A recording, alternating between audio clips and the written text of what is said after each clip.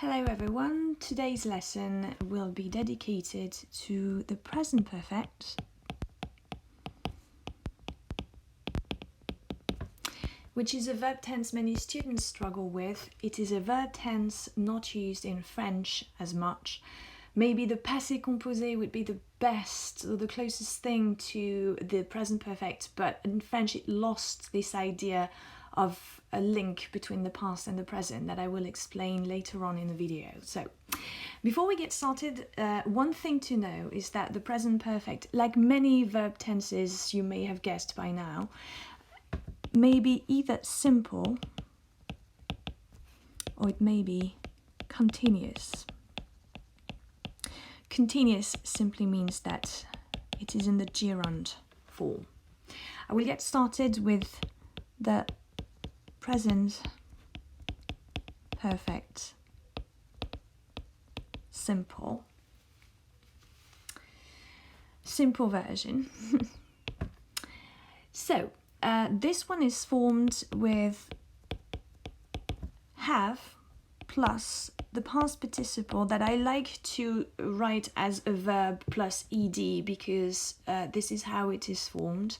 But, and you remember this, when a verb is irregular, you need to use the third column of your irregular verbs in order to find the right past participle. If I choose an example, I have written a letter. Simply, I have, auxiliary, written, past participle. In order to form a question, you would, as per usual, place the auxiliary at the head, at the front of the sentence, then place your subject. Maybe that would be weird to ask myself a question. I would ask the question to somebody else. So, have you written a letter? Have you? This is a yes/no question, so the intonation would go up. So, have you written a letter? And the negative form of this sentence, I have not written a letter. If you remember, when we form a negative sentence, we always place the not or attach the not to an auxiliary. Same story here. All you have to do is attach the not onto this have, which works as an auxiliary here.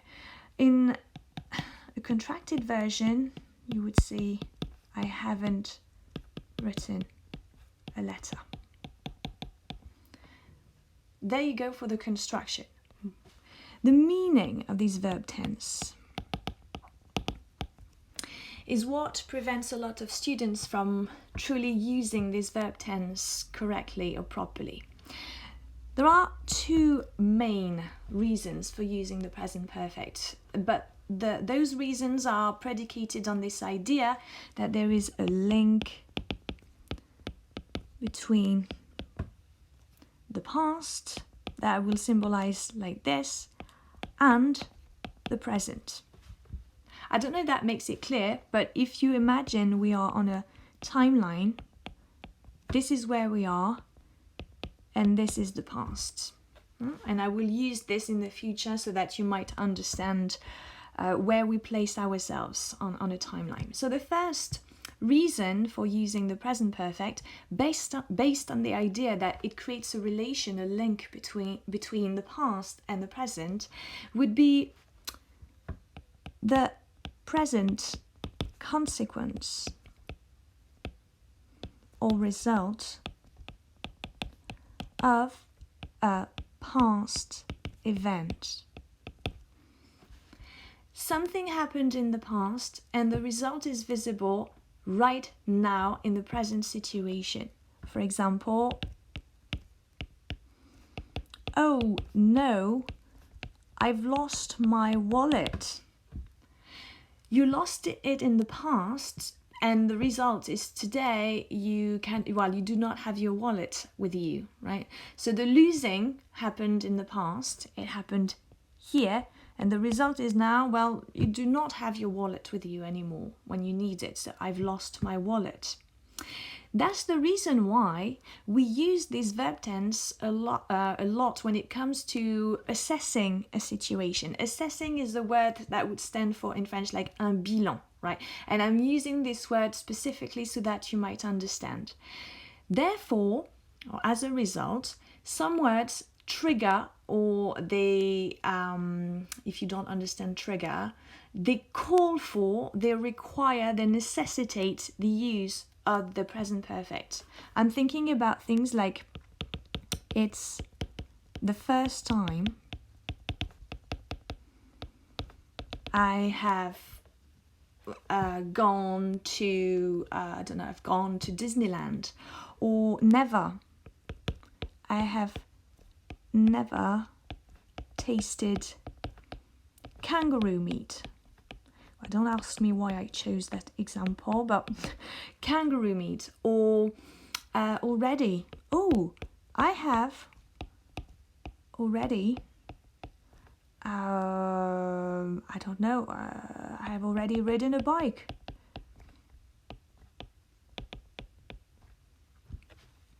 So what you do here is you use verbs that are indicating that you are assessing a situation from the moment you were born until now. It's like an evaluation of your life and your experience. You say, never in my life have I experienced, and here I've used it in a different order, but the idea is the same. When you use such words like first, never, already, there are others like always. I've always wanted to visit Japan.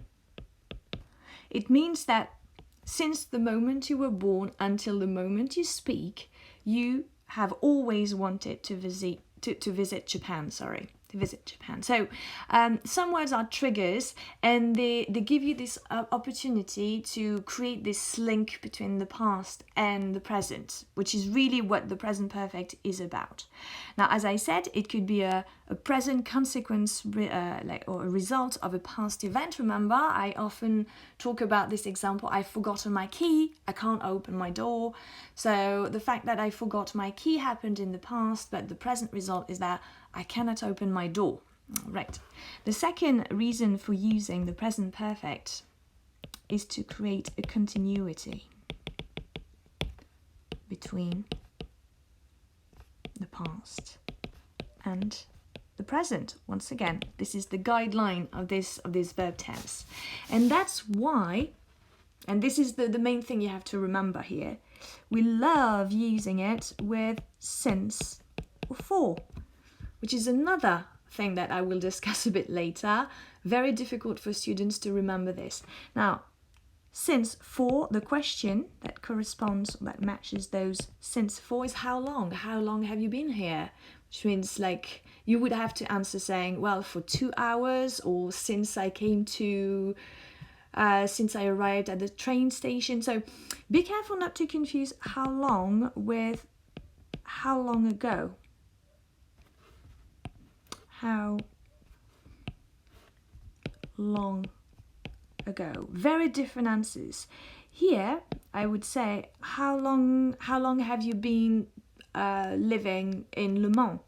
And then say, well, I've been living in Le Mans for, I don't know, 4 years. If you say how long ago, the word ago is a time marker that indicates the past. So that would be, I lived in Le Mans 2 years ago. Very different uses here for how long and how long ago. And this is typical of a multi-choice question that you might come across. They love this type of these types of question. Now, if I give you an example with for instance, trying to turn the page, there you go. She has been sick for a month.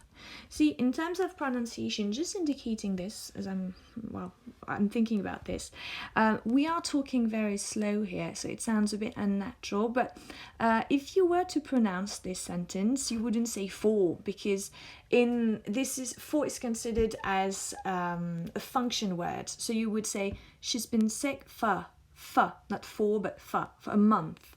She's been sick for a month. Not she has been sick for a month, right? So that's pronunciation, and that's pronunciation is another topic that we might cover at some point, but just for you to know. So she has been sick for a month. For a month refers to the duration. So how long she has been sick for is a month. So this is the amount of time that went by during which she was sick, right? And she's still sick if you're using this. It means that she's still sick. Or that she has traces of a disease, of a disease. For example, imagine she has lost a lot of weight. You say, well, she's been sick for a month. You want to show that something that happened in the past, she has been sick, has an impact on the present. She has lost weight, she looks very pale, she's still sick, right? We want to create this link. This is pretty much what we are trying to do with the present perfect. Now, when it comes to since, we're referring to the starting point when the action starts it. So, I've known her since 2006. This is the starting point. So in the past, we do have this 2006, and up to now, you still know her. It started here and it continues. One tip I give my students to remember is when you are given the starting point starts with an S. So S is the same as since. Right? So that's the best tip I came up with to try to remember how it works. Maybe that will not be of much use to you, but well, I'm trying to give you as many pieces of advice as I can. Now, these are the main, as I said, the main reasons for using this verb tense. So first, this present consequence or result of a past event, and the second is a continuity between the past and the present. Don't forget, most of the time symbolized by since or for. Right. But there are also particular uses, as usual with grammar. There are always exceptions. It's not really exceptions, but something you have to bear in mind when you use it. The first one is when events are very recent,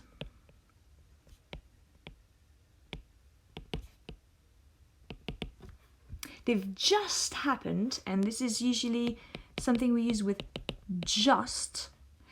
We consider that the event is still is not detached from the present yet. Okay, it's not detached from the present yet, because it has happened just a few minutes ago, and that's why you may hear a journalist say, "The Queen has visited the hospital."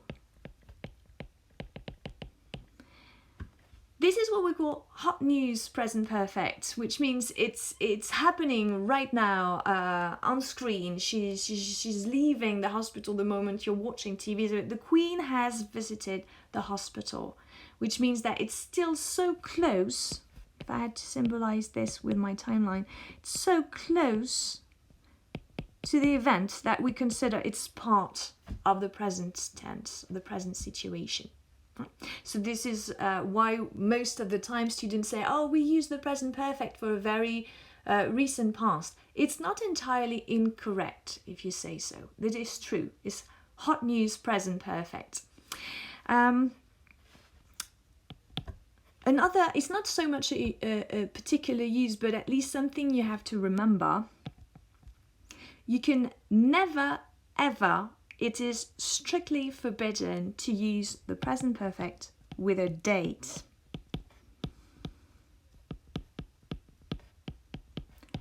and I have repeated this a lot to students. So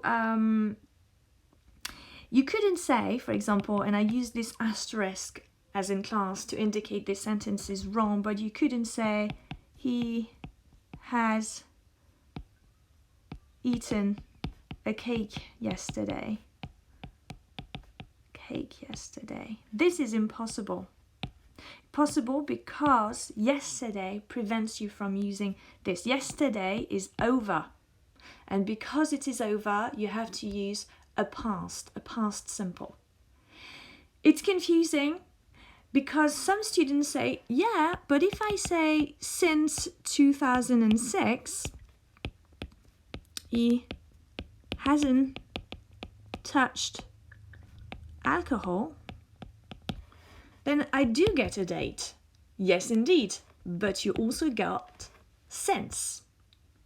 So do not get confused between since 2006 and in 2006 he he went to the pub. This is very different. When you say since 2006, it means it started here and it continues till now. When you say in 2006, you're saying this happened, but it's over. And there is no relation. He's not in the pub anymore. That would be a long time to be in a pub for. Right. So, the main difficulties when it comes to the present perfect, and we're simply talking about the simple version of the present perfect. The main difficulty is to choose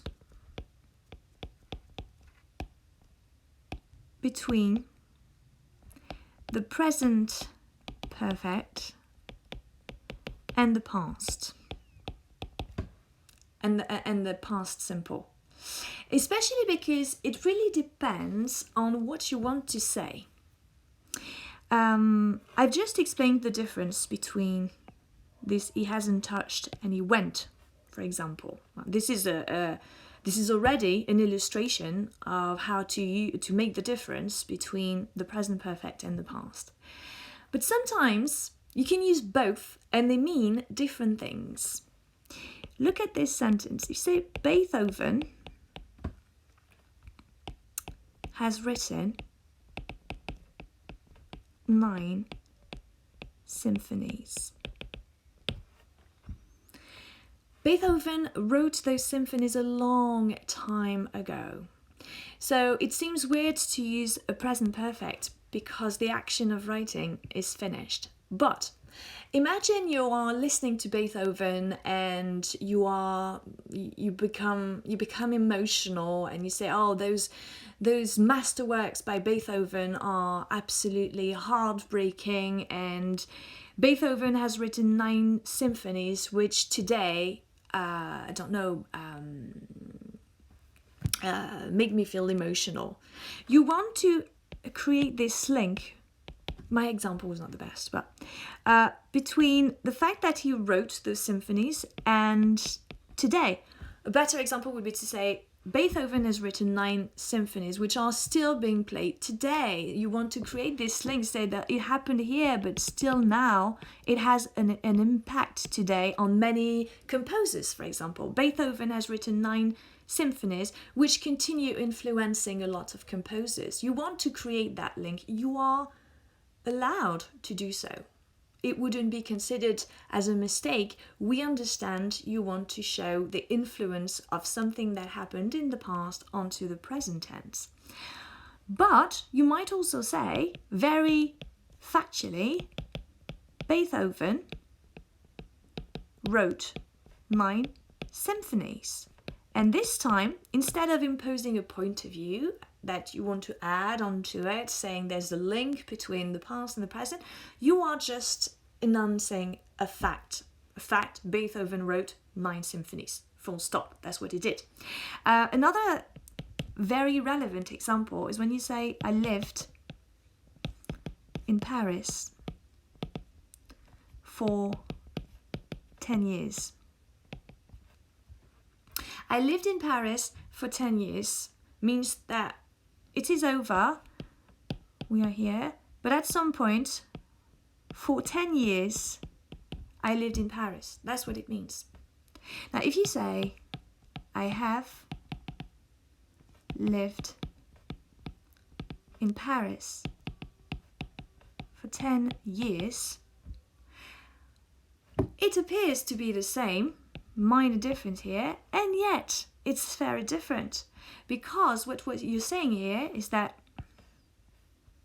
you started living in Paris 10 years ago, and you continue living in Paris now. I have lived in Paris for 10 years means I'm still in Paris. To be honest, once again, it depends. You might want to say, I have lived in London for 10 years and that's why I have such a great fluent accent, for example. So it might be also that you want to show the consequence of living in Paris for 10 years onto your present life. Might say, I have lived in Paris for 10 years, so I am really well acquainted with the subway. So once again, it really depends on what you want to say. And that's what makes this verb tense so difficult. In current common casual conversation, let's say, you might use one or the other. And even if you get it slightly wrong, people would understand. That would drive the conversation in a strange direction. If you said this or this, that might lead to confusions. But when it comes to MCQs, you really have to pay attention to the minor details that are mentioned in the sentence that have been added on purpose for you not to mess up and select the right answer. The other difficulty that I have already mentioned is the difference between for and since. I will not dwell on this again. I have already explained what it was, what the difference was. Now, the last point I want to make is the translation of the French "ça fait 10 ans que."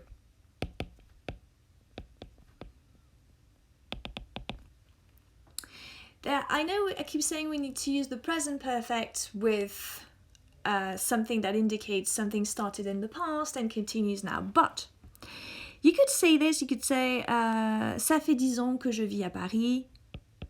I have lived in Paris for 10 years. This is a way of translating this sentence. But there is another way, which is it is. Americans say it has been, but for MCQs, we're expecting students to select it is. So it is 10 years, and this time you will not use the present perfect. You will use specifically the present. Okay? But it works as a present perfect. It is 10 years since. And because what we're talking about is the moment you started doing something, what comes after since needs to be formed in the past. Since I think you would have to change the verb and say, since I moved in Paris. It is 10 years since I moved in Paris. I moved to Paris. I actually moved out to Paris. Yes. Better preposition. Otherwise you move in Paris, right? Move around Paris. So it is 3 years since, for example, it is 3 years since I lived here. Is different from it is 3 years since I have lived here. Both are possible.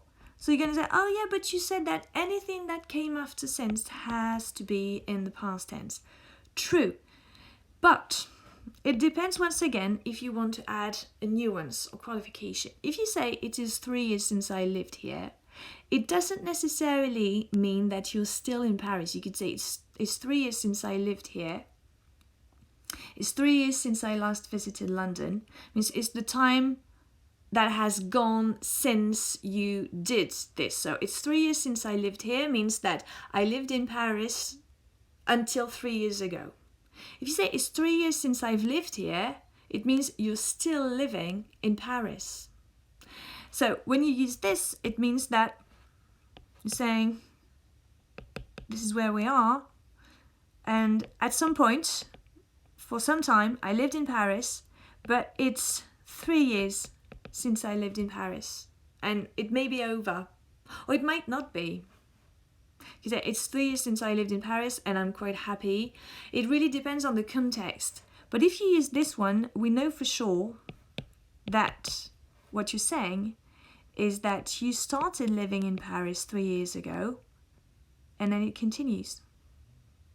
So it makes quite a difference as well in terms of what you want to say and the information you're trying to transmit.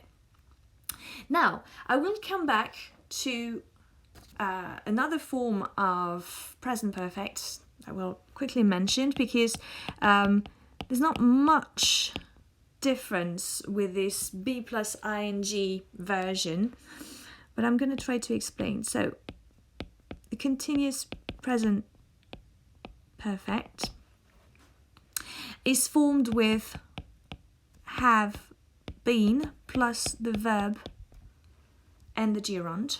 For example, I have been working. So what I'm doing here, I'm using the present perfect. And on top of this, I'm using a gerund version. I have been working, be plus ing. In order to form a question, have, so always get started with the auxiliary if you have one in the sentence. Have you been working? Okay, have you been working? And in order to form a negative sentence, I have not been working.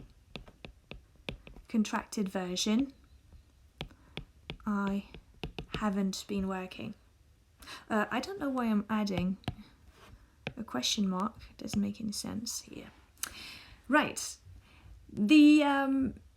There are several, once again, nuances you can add with the present perfect, but the reason for using this continuous present perfect with a be plus ing is mainly because there are elements, or there are traces, there is evidence in the present situation,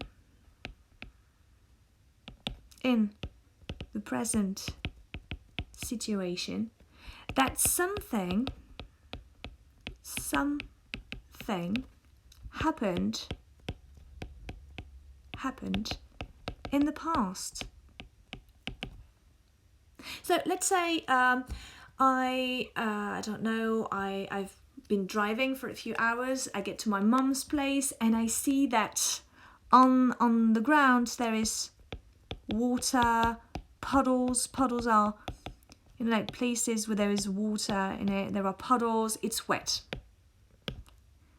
My intuition is that rain has been here, right? So you want to use the continuous present perfect to say, it has been raining. It's been raining, which means I can see it's wet everywhere, so my intuition, and there is a strong probability, there is evidence, I can see from the evidence that, it has been raining. It doesn't necessarily mean that it's still the case. It's not because you get this that it's still happening now. It might be the case. It's been raining. You say it's been raining for 2 hours, which means, it can continue now. But also, it's mainly this idea that you get evidence, traces. Let's imagine you're in your house and your sister has been in the bathroom for quite a while. You get in the bathroom and there's water everywhere. There's, soaking wet towel in the bathroom, and you would say, "Oh, my sister's been in the bathroom." You could say she's been in the bathroom, which means I can see there's evidence she's been here. She's you could say she's been I don't know, she's been having a bath. My sister has been having, because if you say she's been, it's the present perfect simple. But if you say she's been having a bath for 2 hours, which means look at the state of the bathroom now.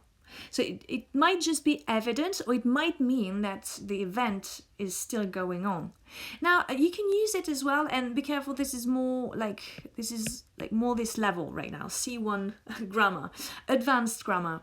You can use it in a more abstract fashion, so you could say, "Oh, I've been thinking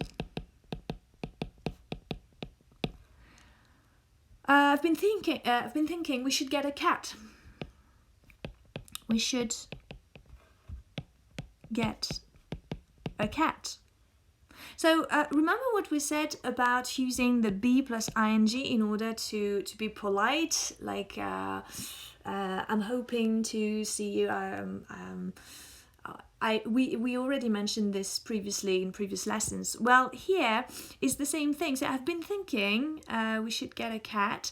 It's just a more abstract way of saying, well, I've been giving it a bit of thought, and it's a form of suggestion.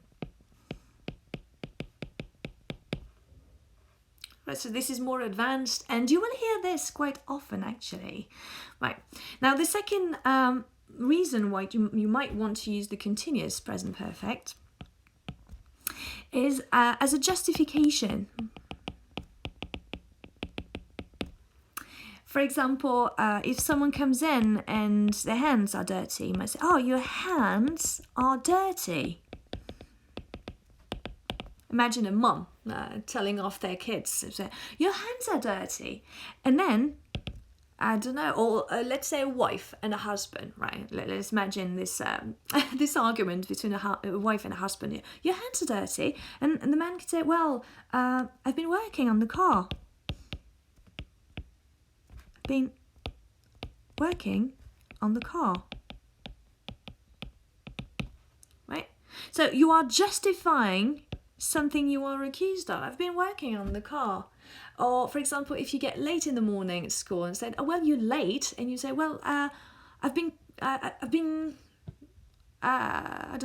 driving to come here, or I've been looking for a car spot for hours. I've been looking for a car spot." You don't even need to say for hours. You say, "I've been looking for a car spot." It's justification. That's why I'm late. So this is another reason for using it. And the third one I can think of is accusation. Once again, remember what we said about using be plus ing. It's a form of irritation. It shows that you are quite unhappy about situation. You're dissatisfied. Like, "He's always annoying me," right? When you use this gerund form, it means that you are irritated. Now, when you are accusing somebody, you'd use this in the continuous present perfect as well. You say, "Whoa, you've been smoking."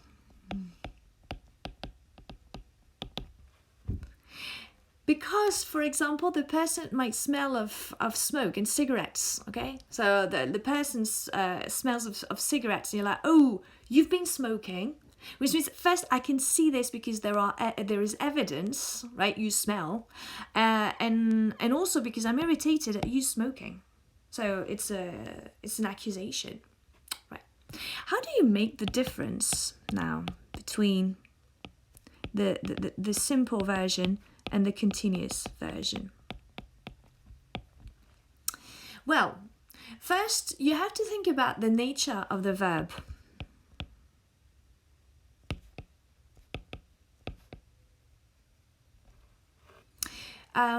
Something interesting to bear in mind is if you say you can't just say "I've written," full stop. "What have you been doing?" "I've written."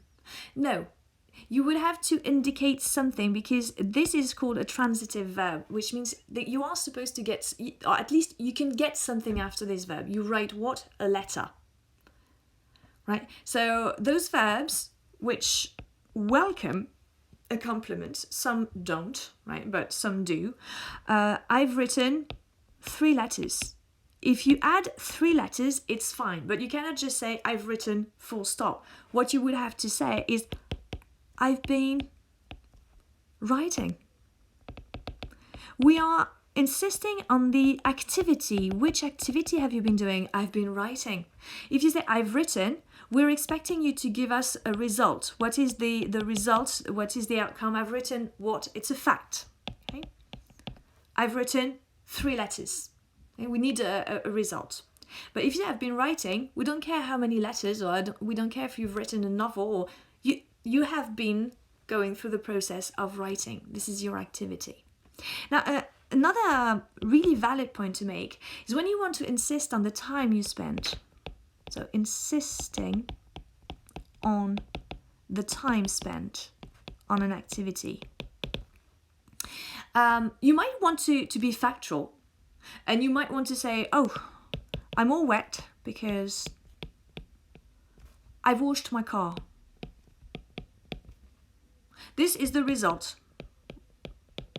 My car is washed. I've washed my car. This is just factual piece of information. Now, if you say, I've been watching my car, I'm not watching your car because that would be weird, but I've been washing my car, you are stressing the time you spent on washing the car. So I've been washing the car, meaning, well, I've spent a certain amount of time doing this. Usually we might use it to say, oh, I've spent a long time doing this. Like at the moment you're on your computers all day long. So I've been working on my classes all day. You want to insist, stress and emphasize the fact that it lasted for a while.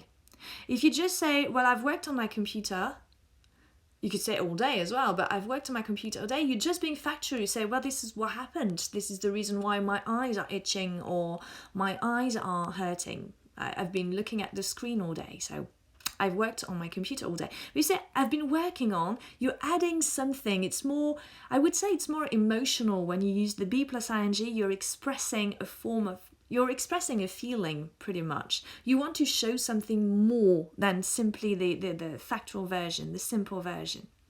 Same example, I love this example. If you say, oh, he has eaten my cake. He's eaten my cake. You're gutted because now there's no cake anymore. The result, let's say it's your birthday, you've thrown a birthday party, you had a cake planned for dessert, and he's eaten my cake. Result, I don't have a cake anymore, right? So that's annoying. But if you say, he's been eating my cake,